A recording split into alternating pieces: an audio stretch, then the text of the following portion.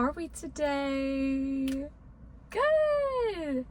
Good. Thank you for asking. I'm also doing good. We're going to see each other today. I'm not going to put the wrong angle on the camera.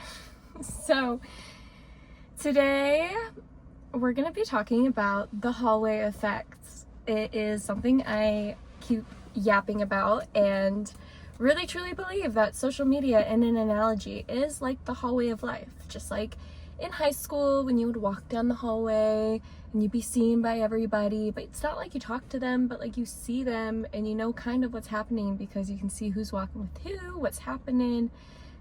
That's social media. Let's dive into it. So social media functions as a digital microcosm of broader society, encapsulating elements of visibility, influence, and audience segmentation. While profile pages and curated content act as structured environments dictated by branding strategies and algorithmic authority, the feed itself serves as a liminal space, a dynamic transitional zone where interactions occur organically, much like passing period in high school hallways. Social media feeds presents fleeting but high impact moments where engagement reinforces social hierarchy, fosters connection, or amplifies exclusion. So how does engagement function in social media's passing period? Let's talk about it. So each scroll through a feed mirrors a quick walk through the hallway, a space filled with potential interactions, but where only the most compelling moments lead to a lasting connection. Social media engagement falls into three primary categories. Number 1, positive interactions, building influence and trust. So this is liking, commenting, and sharing. When I like your post, it's akin to a friendly nod in the hallway. I'm seeing you pass by and I'm like, hey, just waving, like nice nod, a like. I see you, I like you, we're friends. Public too, just like in the hallway. I think that's why it's such a good analogy. It's like when you pass people in the hallway and you wave, people see that you waved at that person. You're giving society a heads up to who you do and do not talk to. And social media is in that same function. I can see what you liked or who's liking you. So it's a passive, liking is passive, but it reinforces a form of recognition. Commenting strategically is like stopping for a quick chat. It's not like a long thing, but like it's like you're in the hallway and you're like, hey, I love that shirt. Hey, I really love like this activity that you just did. Hey, you did really good at that game. Commenting strategically is like stopping for a quick chat, a way to add value, affirm connections, and increase visibility. And that's like another part where it's increasing your visibility from other people. So say that like I have a profile that I'm commenting on and I'm friends with their friends. Their friends can see now that I commented, and maybe I'm kind of just being integrated into that group. That group sees that I'm putting effort into the community members of that group. There's a sense of bond, there's a sense of community that allows people to feel comfortable enough to comment on your post in the first place. I mean, obviously there's people that are bold and will do it anyway, or people who are like your grandma will always comment, or your mom or your dad. But the idea is just like people see who comment, people see who like, but comments are just more noticeable than likes. You gotta have to hit other, you have to be kind of snooping a little to see who's liking. But sharing and resharing content mirrors introductions to someone in your network. It amplifies reach and strengthens digital alliances. So if I share your post to my friend because I'm like, hey, this like was a really good post about the market update and I think you would really like it because I know that you are thinking about this area, that's a passive referral. Excuse me in the back, were you paying attention? That is a passive referral. Hey, I have a friend in Colorado. I'm not going to tell them directly about you, but if you posted a good piece of content, I'm going to send them that piece of content and be like, hey, I just thought maybe you would like this. That's like us helping small businesses. Hey, I found this small business. I'm sharing this business presentation, reel, commentary to you because I enjoyed it and I think you'll enjoy it and maybe you would want to do business with them. Negative interactions is number 2. So like I said, there's 3 primary categories. That was positive. This is negative. So negative fosters digital gatekeeping. We're still society. Society functions in the same way online as offline. It's just you need to figure out what the connections are. So like when I walk up to a crowd and no one turns towards me to allow me to join a circle, that's a negative interaction. If I walk into a circle and then maybe I say something and no one listens, that's a negative interaction. So on social media, that same kind of gatekeeping happens in the form of intentional omission, subtweeting, or dismissive replies that subtly but effectively establish social dominance. So that is an online microaggression. That one's kind of intense. Like if I am subtweeting you, if I am dismissing your replies, it enforces dominance, sure. Like I am choosing not to respond to you and you are trying to talk to me. But it's also, like I said, microaggression. It showcases that I'm trying not to talk to you.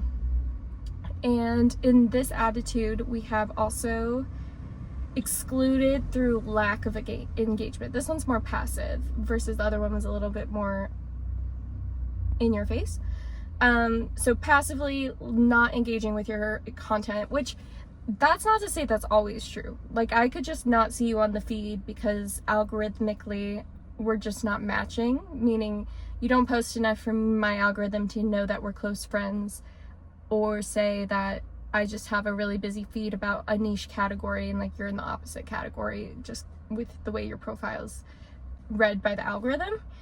But if you know that they should be seeing you and they're not engaging with you, but maybe you even know that they're like watching you, because there is a difference. There's just some people who don't like to engage online at all. There's definitely those people. But if you know that there are people who engage online and then they're actively lacking engagement on your profile and you kind of feel like they should be, that's purpose exclusion, possibly. Muted responses, and algorithmic suppression. You can actually go into the settings on Instagram and on Facebook, and if you hit the ... 3 dots in the corner of people's profiles, like when you're viewing someone else's profile, you can hit the button like mute or like see less of this profile. So that is something you can do as a controller of your feed. If somebody is, over posting online and you just don't want to hear about it anymore, but you don't want to unfollow them because it's like you're still friends with them, but dang, they chatter a lot. Go ahead. It is your space. This is a space that you get to control. It's your social dynamic. And you are not to control someone else's. Like, you don't need to go to that person and tell them to post less. They're on a strategy. They have a mission. So, take care of yourself, not try to control others. Public call-outs and viral shaming. All right, this is like the most direct for negative. So you could get a public call-out and viral shaming.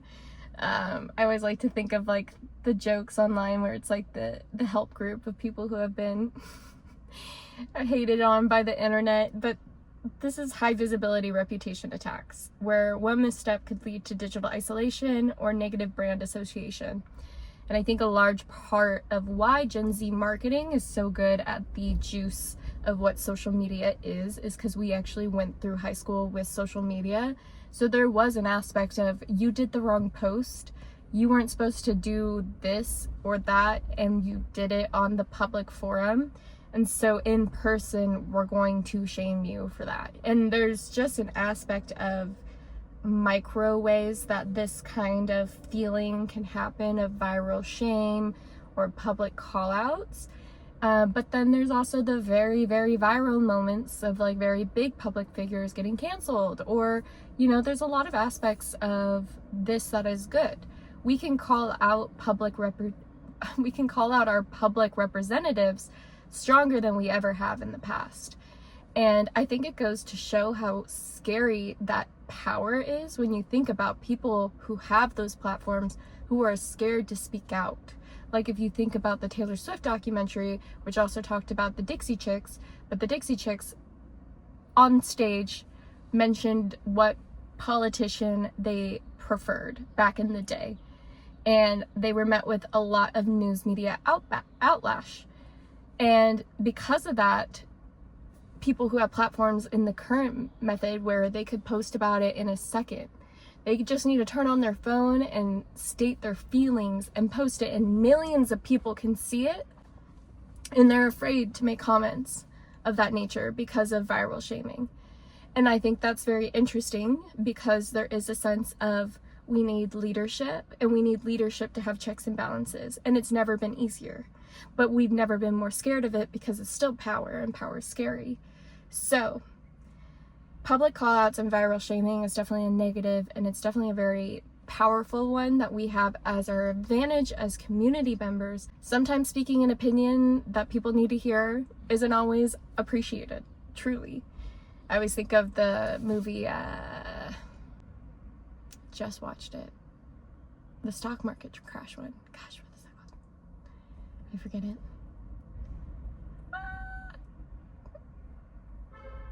I can't remember. Okay.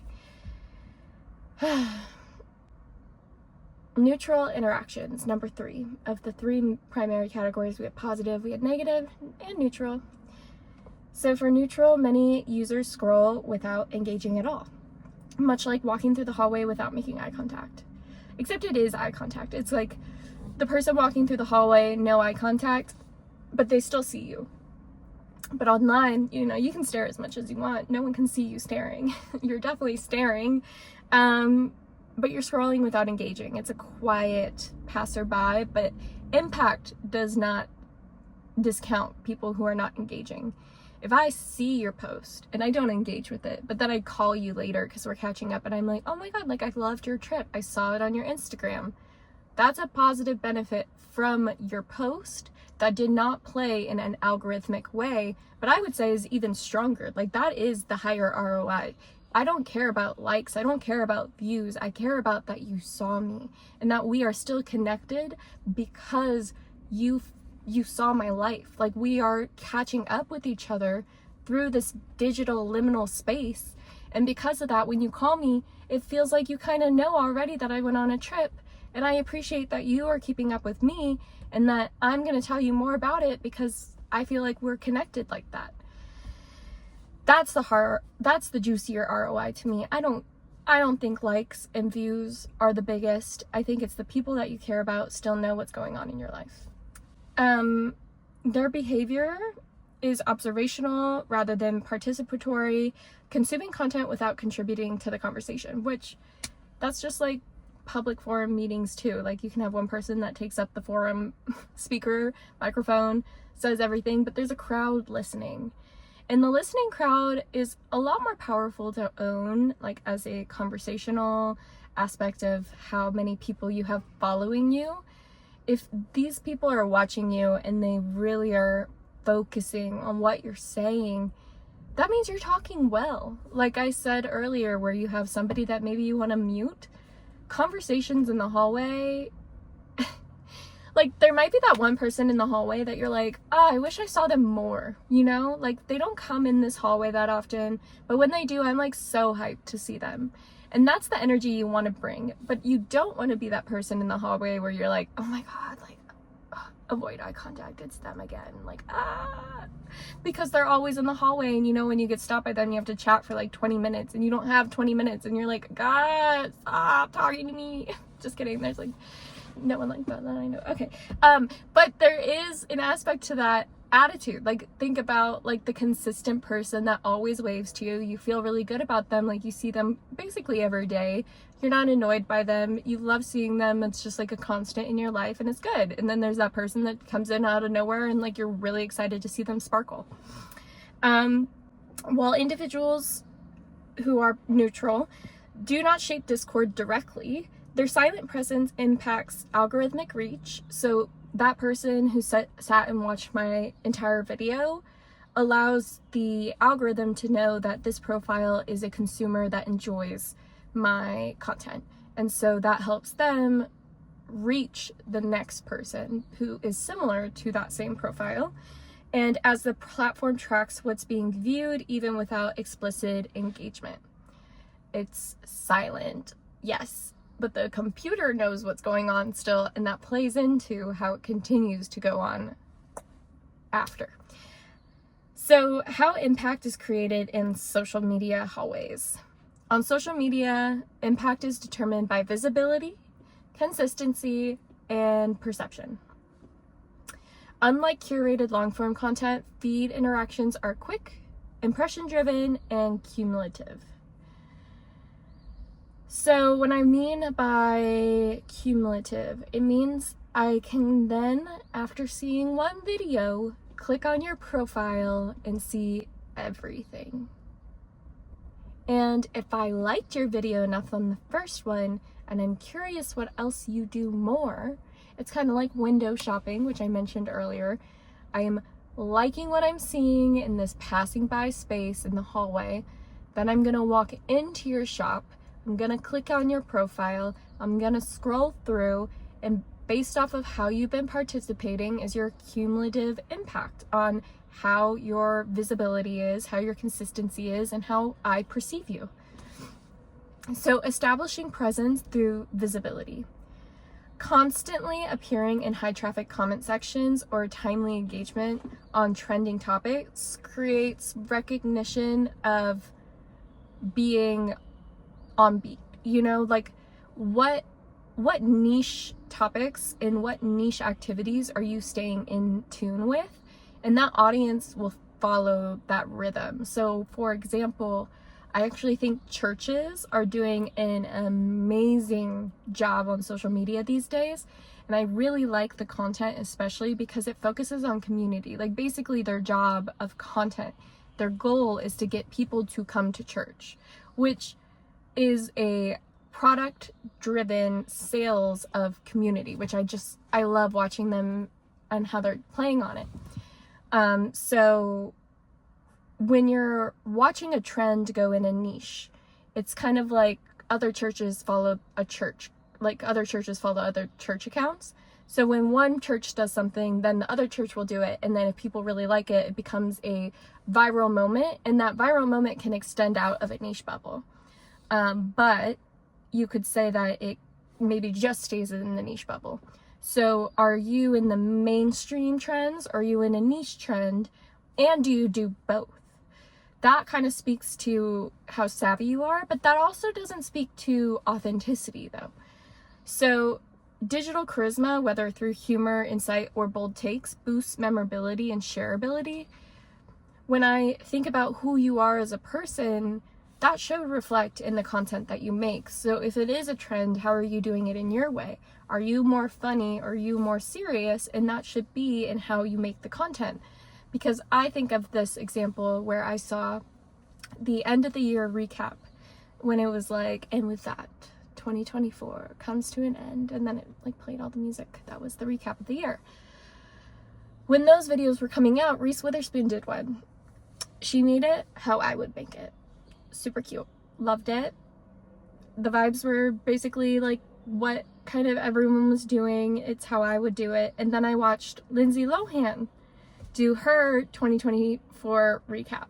And it looked how some of my clients who use CapCut by themselves would make their video.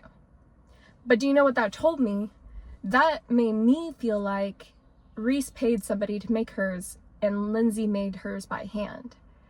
So when I think of establishing presence through visibility, when you're thinking about your product, I do think you should pay to present and make it look really good and make it look how sales should look. But when I think about you as a person and the content you should be filling, that 80%, because it's 80-20 in sales. So that 80%, it's okay that it looks handcrafted. Not everybody can afford somebody to take care of their social media. So not everybody is performing on that level. I think a large part of like businesses treating social media as only a business space is a really big downfall. So when you're acting like a human, sometimes you need to handcraft like a human.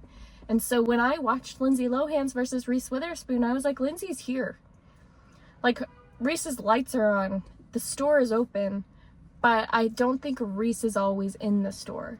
But when I watched Lindsay's and it looked handmade, I'm like, Lindsay is standing in that storefront right now. Like, if I was to comment, she might actually be the person commenting back. And that may or may not be true, but that's my perception. So, the power of micro interactions. A single well-placed reply can shift somebody's perception. Acknowledgement from an industry leader or a viral creator carries long-term weight. So, me having a video, like, I mean, I'm gonna say it because it's true. I'm not trying to brag, but like, me working with people and doing collaborative posts is an acknowledgement from industry leaders. I am choosing to work with people who are leading the way. I'm interviewing them. The collaborative posts mean something because people can see my brand associated with their brand, and I'm honored that they accept. But that carries weight. And that is something you should be thinking about when you make content. Like, for example, when I view being seen or recognized within niche communities, my community may be different than yours, but then whenever we collaborate, I am entering in the door through your handshake. So because of a collaborative post, if you don't know what that is, it's where you'll like see the post and there's two profile pictures and it has kind of like who posted it and it lists out both people at the top. And if it doesn't show that, then you just tag them. Collaboration is different than tag. And then what happens is the post goes organically on my feed of people who are following me, and also goes organically to the other account's feed for who follows them. So it allows you to capture all of the engagement of both audiences on one post.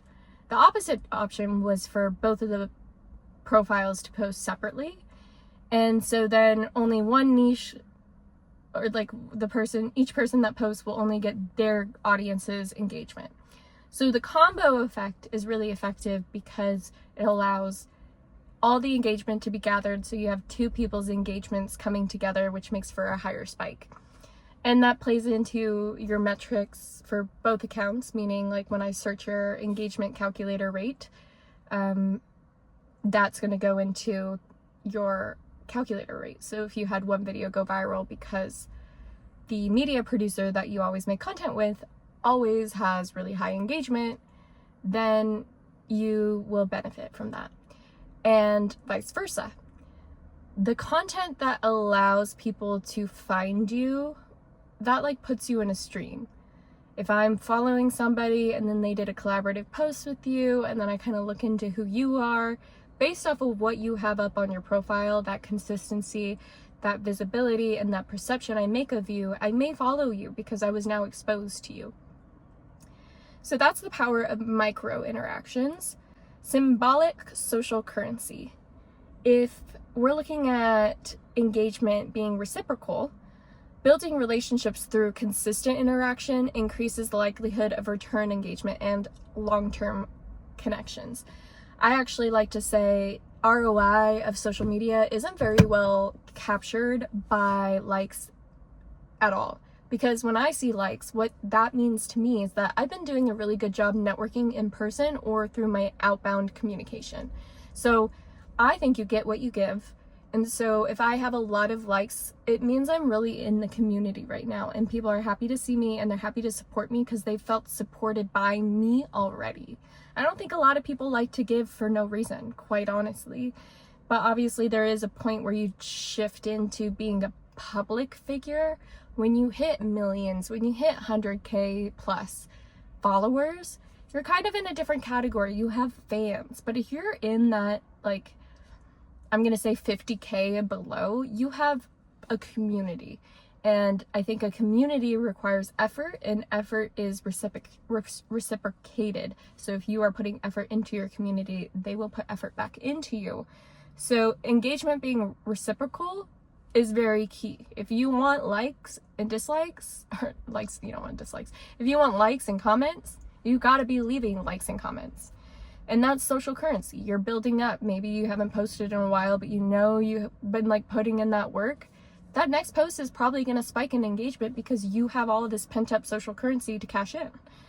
Much like real-world networking, those who invest in interactions over time reap the benefit of stronger digital influence and audience loyalty.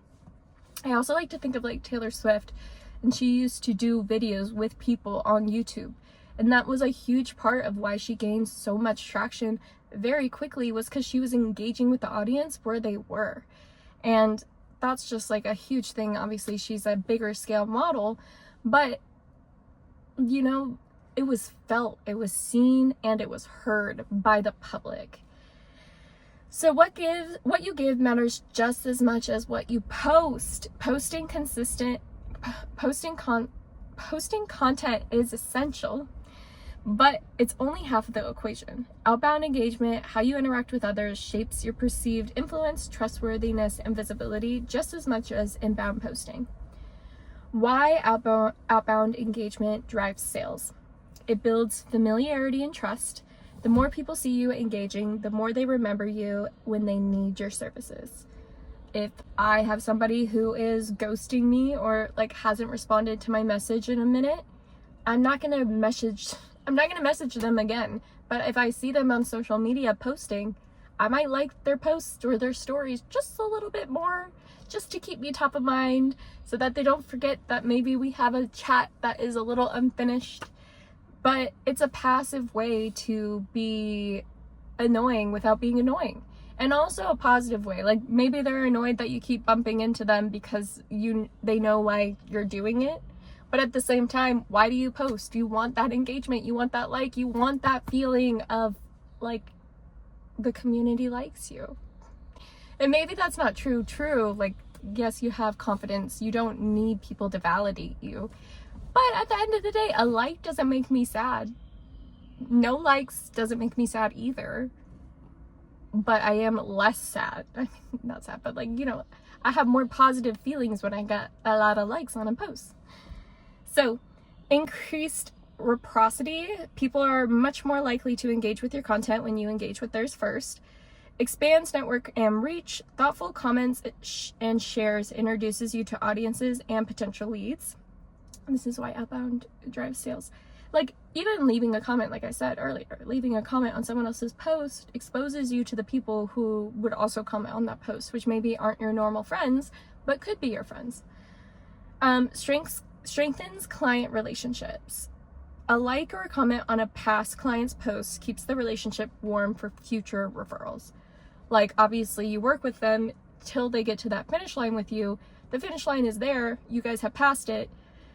But now they're posting about life still. And if you're able to engage with their life, you're not just a salesperson, you're a friend.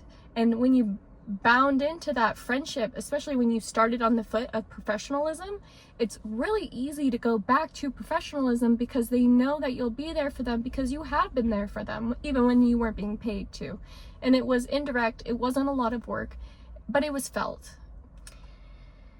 How to maximize your outbound strategy. This is good.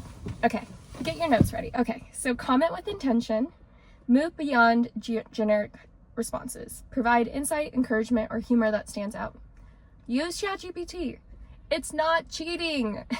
If I take your post, take your caption that you had on the public web, on your Instagram, on your Facebook, I'd be like, write a insightful comment back. I'm putting effort into writing back. I didn't have an idea in mind, like what to say. Maybe it went over my head.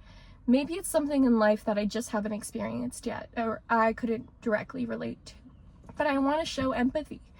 So I asked the computer for an empathy comment back from your post, from what you've said, and it will give me some options. And I connect with one, and I choose that one, and I'll leave the comment. And that idea isn't to feed a fake relationship. That comment wasn't made with ChatGPT to be deceptive. That comment was just extra effort that I took to provide substantial effort in participating with your post. I could have just left fire emojis and said, get it, girl, which I do. I do that still. But like, if I wanted to leave structured sentences, I can have help. And that is a great way to use ChatGPT. Engage consistently. allocate daily time for liking, sharing, and replying to key accounts. I also think, like I said earlier, when I call somebody and then they go, hey, I saw your post and you went on vacation, that looks so nice. If you're paying somebody to manage your social media, you should still view your responsibility of scrolling on social media. If you are following your clients and you're having this person like the posts of your clients, which you should be doing also, like liking and commenting and stuff on people's posts, outbound engagement should be a part of management for social media, but also really it should be your job because it's your people. And if I comment in a way that doesn't match the relationship you have, that's actually a downside of your business. So you should really take it in your own hands. But if you know how to delegate well enough, then delegate it if you want. But if I liked the post of the vacation for you on your behalf, and then you call them and they know you liked it, maybe they only had 5 likes on that post and it really meant a lot to them that you liked their post, and then you don't bring up their vacation, rude. Like, honestly. So there's this social aspect that still plays in. You should be participating. You should be viewing society. This is life. This is what people are sharing. This is life's scrapbook. And if you don't participate, but you're faking that participation, you'll get more negative points than positive points.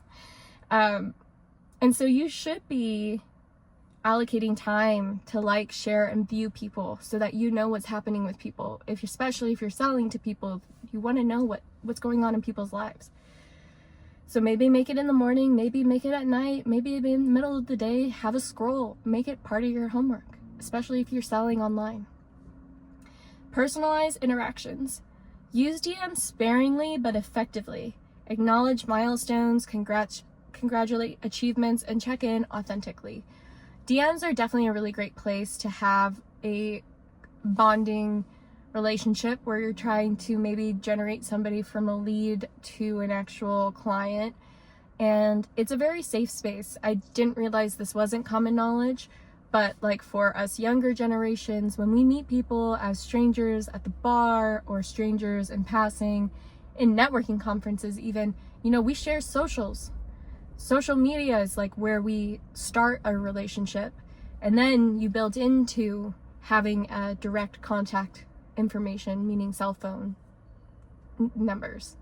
And I think a large part of that relationship shift has come from dating apps and just going to a club and meeting somebody and you're like, well, I don't know you like that, but like we can know each other like this. And it is this space that, people sell online, so it is public. Like I said, it's the hallway of life. I don't really want to bring you into my house yet. My phone's very direct messaging system, but I don't mind you being in public with me. I met you in public, so follow my social media. DMs, that's a really big step from that public space to maybe sidestepping like to the private area of the hallway and then going into the shop together. Last but not least, engage where it matters most. This one's the most important. Interacting with posts that have low engagement can have a greater impact. In a room filled with flowers, a single note may go unnoticed. But when someone holds just one flower, they cherish it more. Your engagement stands out and holds deeper value in quieter spaces.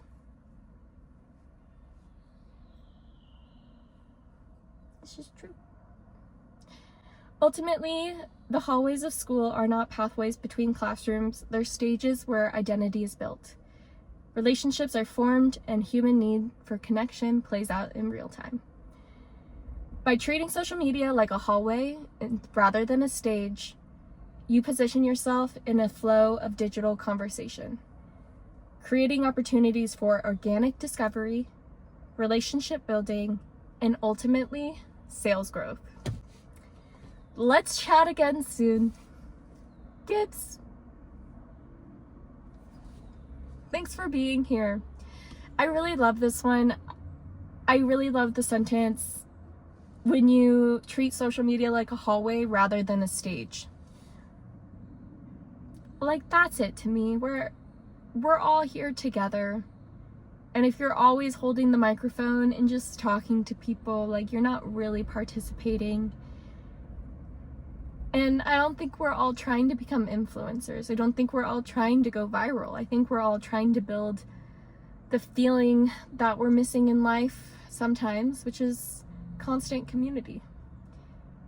And I believe in social media platforms being important for society. I don't want them to go anywhere. I think they can become better. I think there could be other platforms that could be better. But we need public forums where we know people are people and our people are there to speak to. I love having this platform to chat with you, and I love you being here. Thank you so much. I'll see you next time. Stay alive, stay well. See you then. Bye.